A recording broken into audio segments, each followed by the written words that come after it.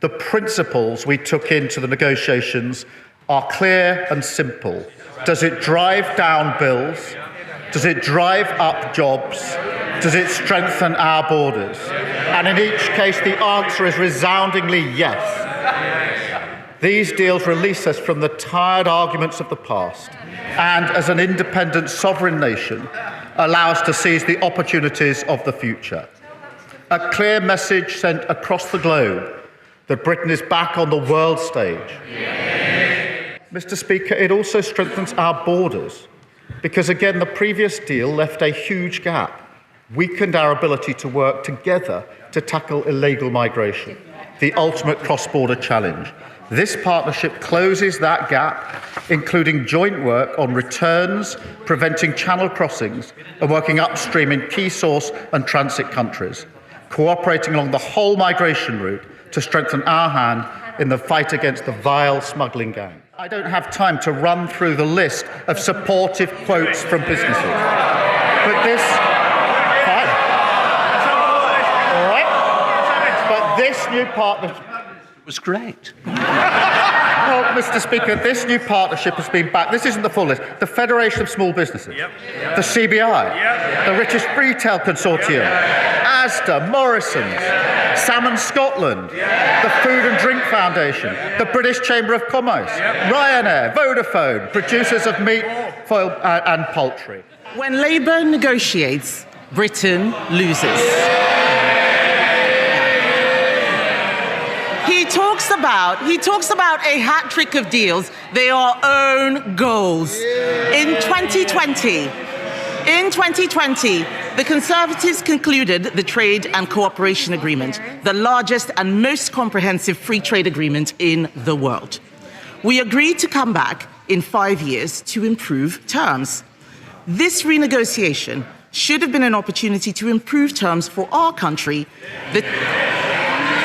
The terms are improved for the EU. And the Prime Minister can dress it up as much as he wants, but he has failed. It is bad for bills, it is bad for jobs, and it is bad for borders. Mr. Speaker, it is very easy to sign deals if you're prepared to give everything away for pennies. This deal locks out our fishermen until 2038. We are now in a worse position than the Faroe Islands, a set of islands with a population of Scarborough, but who get to have annual negotiations.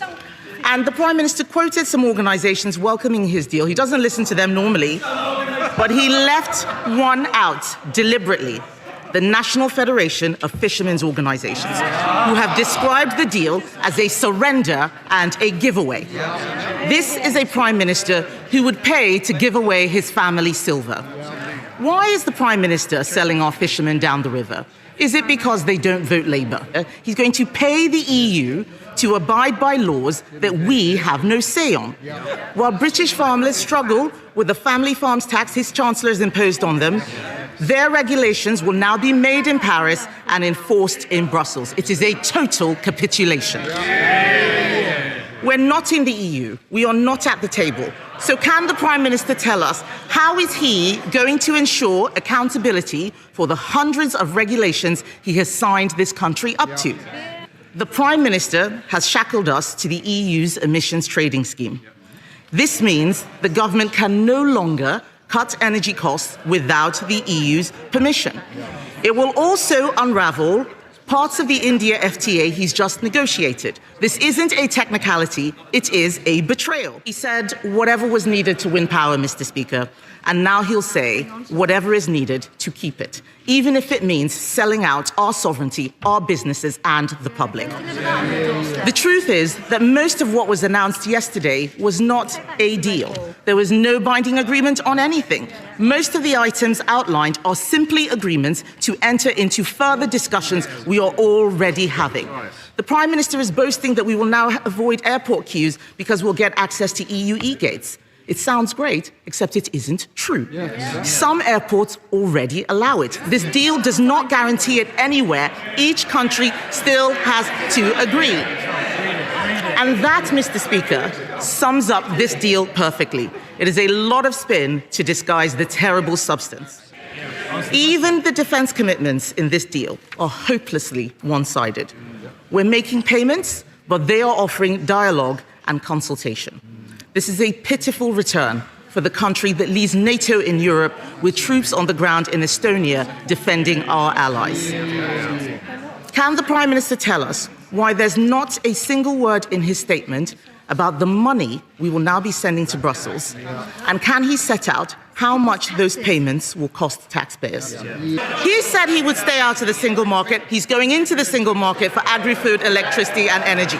He said he'd stay out of the customs union, but he is accepting EU tariff rules. How does he plan to stop the EU changing them to our disadvantage? He has no idea, neither do any of them. This deal has already unraveled. The damage is becoming clear. The political consequences will be huge. And here he is trumpeting his success. And when he stands up in a moment, he'll deflect, he'll dismiss, he'll distract, but we all know the truth. This was a fiction of a speech, a fraud of a deal, a failure of a Prime Minister. Oh dear. That was just such an unserious response. She says detailed matter in government. They matter in opposition as well.